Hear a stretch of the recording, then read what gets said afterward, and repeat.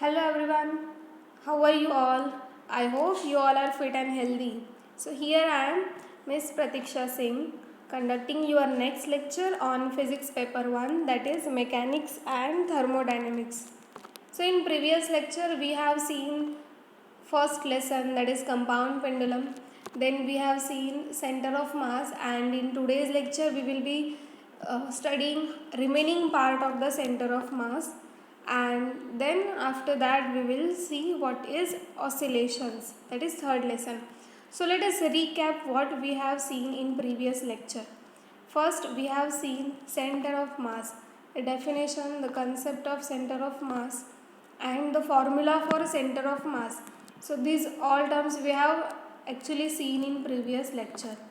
Then we have studied about linear momentum, what was the concept of linear momentum and what is its formula to calculate the linear momentum of a particular object, right? So if we recap the definition, then it is the product of mass and velocity, and its unit is kilogram meter per second.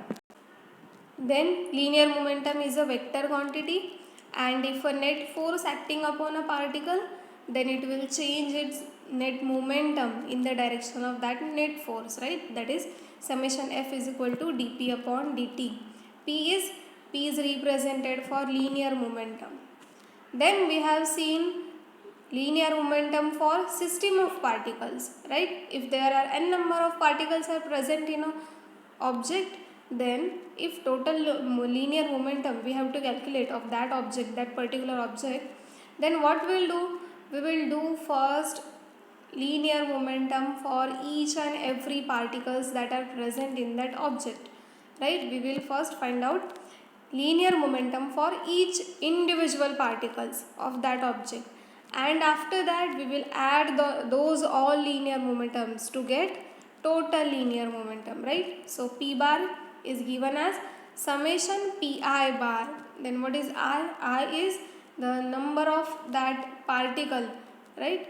So summation Pi bar means it is given as summation Mi Vi bar. Mi means the mass of all those particles, right? And then velocities of those all particles, that is Vi bar. So product of summation Mi into Vi bar, that will give you total linear momentum of a system of particles. And the linear momentum of system of particle is actually equals to the product of total mass of the system and the velocity of the center of mass, right? So linear momentum we can write it in the form of or in terms of center of mass as well, like RCM is equal to summation Mi Ri bar divided by summation Mi, where summation Mi is whole mass of the object. Okay, so these all terms we have actually seen in previous lecture. Also we have seen law of conservation of linear momentum, right? We have seen the derivation for it.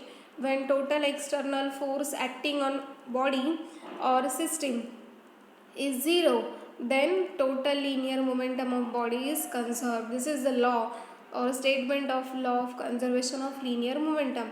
If there is no external force acting on a body, okay, body or any object or any system of particles, if there is no external force acting on that system of particles, then total linear momentum of that body is always constant, right? So this is law of conservation of linear momentum.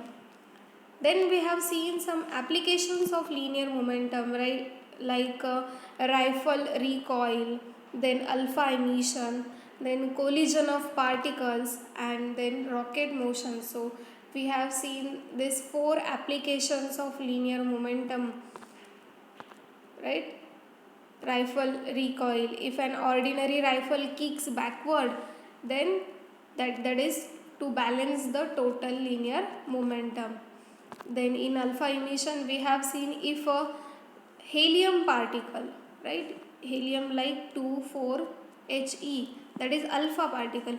So if alpha particle comes out from a parent nuclei, that time the direction of the daughter nuclei and the alpha nucleus is always opposite, and they both are move opposite in direction as well as with same speed, just to balance the linear momentum, right? So total charge is always constant here, and as well as linear and angular momentum always also constant.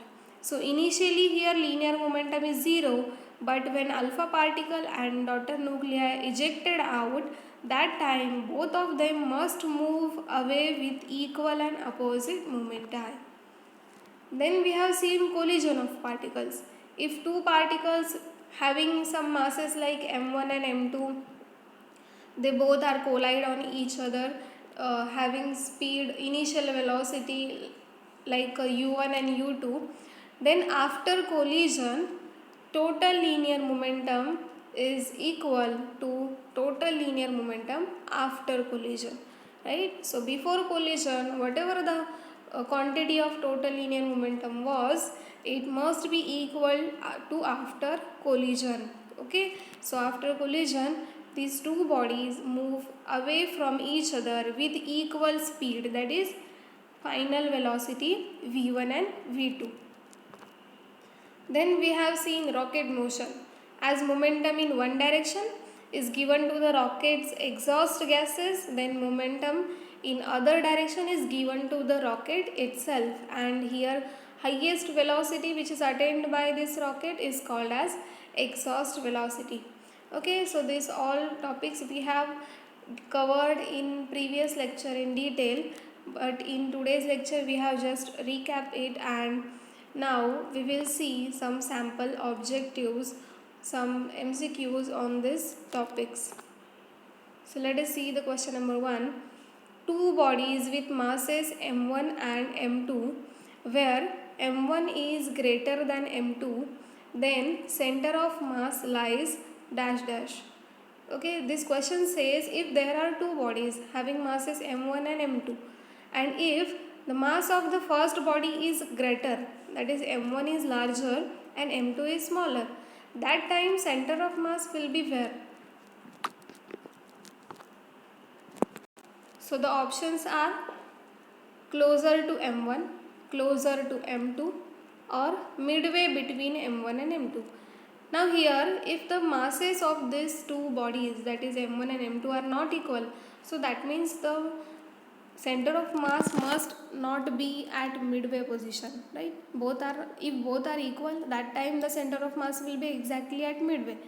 But here m1 is greater and m2 is smaller, so that means center of mass will be closer to m1 as m1 is greater. So the correct answer is closer to m1.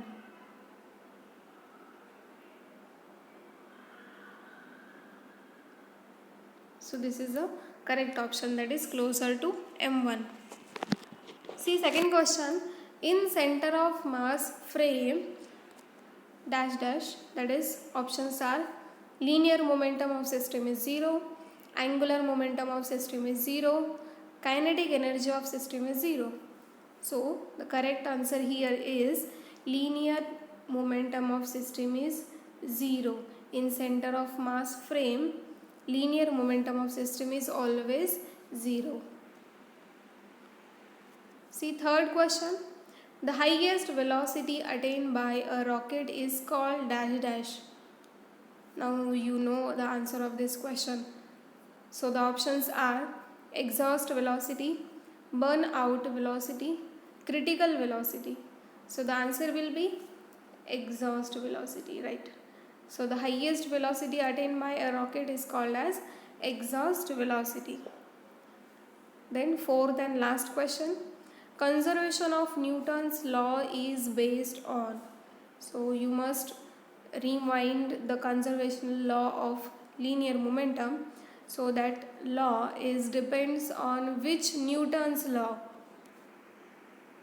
whether it is Newton's first law, Newton's second law, or Newton's third law. So go to that slide, you will get the correct answer, that is Newton's second law.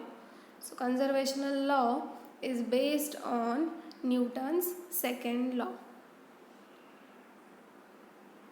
Okay, so I hope You must be understand all these points. We have covered these points in previous lecture in detail, and in this lecture just we have seen some sample objectives, and that will help you to prepare while examinations. So write it down in your notebook, remind it, and prepare for your examinations. We will see next points or remaining part of this lesson in next video. Till then, thank you and bye bye.